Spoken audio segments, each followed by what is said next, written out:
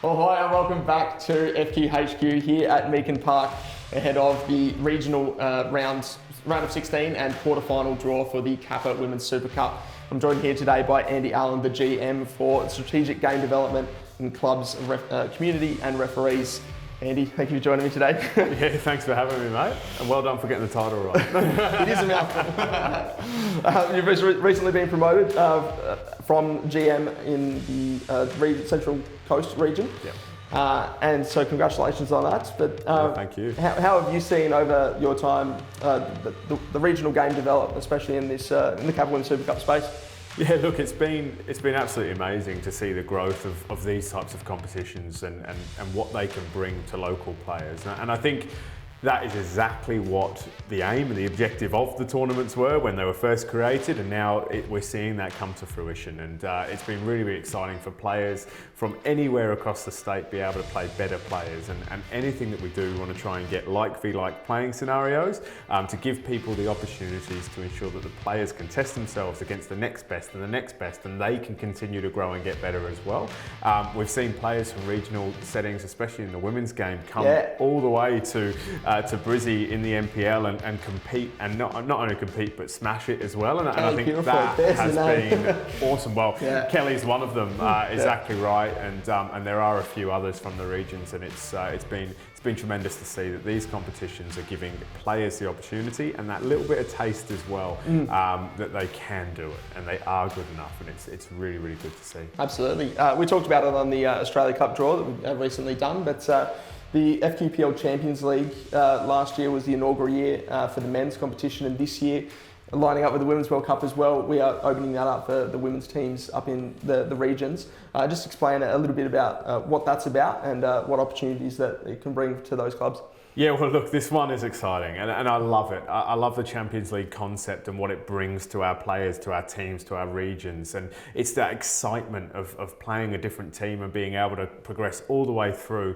One regional team will verse the FQPL 1 winner who's going into NPL next year from our obviously our top leagues. Now that alone is tremendous. It gives people, our clubs, our spectators and our players the opportunity again to play against better players. It gives them the opportunity to see quality football being played and test themselves against the very best in our state, and become the overall potential Queensland champions. And that is what is exciting. So obviously throughout all of our state, the regional FQPLs, the winners from last year, they now compete against each other to have one regional winner who will progress and play against the FQPL 1 winner from this year, and that is tremendous. I'm really, really looking forward to it. Absolutely. The details for that are on our website as well, so you can see the progression and like who plays who. The draw has been done for that, so it's been set, which is great. So now we'll get on to this draw, the Kappa Women's Super Cup draw for the round of 16 and quarterfinals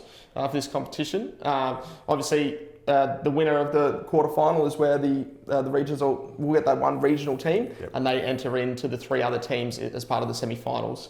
So that's exciting. We've had very exciting. Edgehill and Brothers Townsville hosting over the years, I believe. So yes, yeah, very exciting there, and good chance for them to either travel down to Brisbane or an SEQ team to travel up there and have a good away day. So we've also had Mount Isa join the competition this year, which is fantastic to see. There has been a change though in what we initially drawed a couple of months ago with the northern team and the far north team swapping over there. So do you want to explain a little bit as to that? Yeah, look, I think it, as we all know, it's fantastic to have Mount Isa join the Gulf region join the competition, and in both the Australia Cup and the Kappa Women's Super Cup. I think it's been awesome to see them as a part of it. However, it does come with its logistical challenges, and we have had to make sure from financial resourcing, but also from players' health and well-being, that we do actually make sure that they are travelling together, those types of teams, because there's a big travel and a big cost involved getting to Isa or getting teams out of Isa to other areas. So we have switched that around so that both the Townsville, our northern region teams, travel to one of those areas together. Yeah.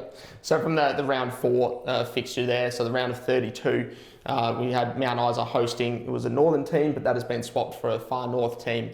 So that'll get played on the 22nd alongside, or just before the Australia Cup fixture of the same nature. So we'll have a plane from Cairns heading out to Mount Isa and bring them back home that night. How good. That is exciting in itself. And then, for this round, we'll have the winner of that match hosting that Townsville team. Yes. So, Yeah. All right, now we're going to get on to the Wide Bay Central Coast and Whitsunday Coast matchups. This weekend, we've got Fraser Flames hosting Clinton FC as ball 1, and then Mackay Lions, Country United or Dolphins FC as ball 2. The first ball out is ball number 1. Ball number 1, Fraser Flames and Clinton. So that match will be the host. And ball number 2.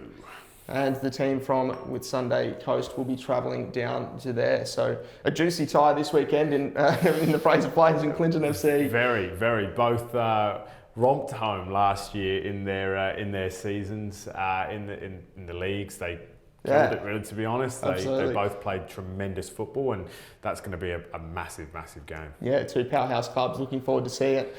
Just to reiterate, the match between the Sandfire Bulls and Edge Hill United will be played on the 22nd, and they'll be facing up against MA Olympic, who have already won that fixture there in Townsville. So that fixture has been determined, and that will be the round 16 fixture for them. So the last lot here is the quarter final now. So it'll be the Wide Bay Central Coast and Whitsunday Coast as ball 1, then the Northern and Far Northern Golf team as ball 4. And the ball out first is ball number 4. Ball number 4, so that Far Northern Golf team will be hosting. And then ball number 3. There we go, and Wide Bay Central Coast or Whitsunday Coast will be travelling up to one of those 3 locations there. So very exciting, and as stated, we'll be doing the semi-final draw with the rest of the SEQ stuff as that comes, and through to the final as well.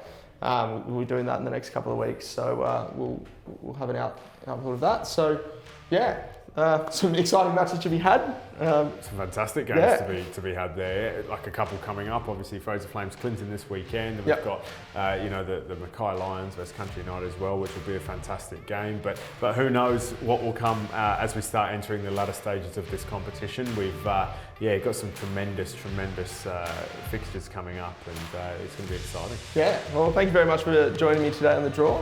As always, you can see our fixture details across our social media channels and website.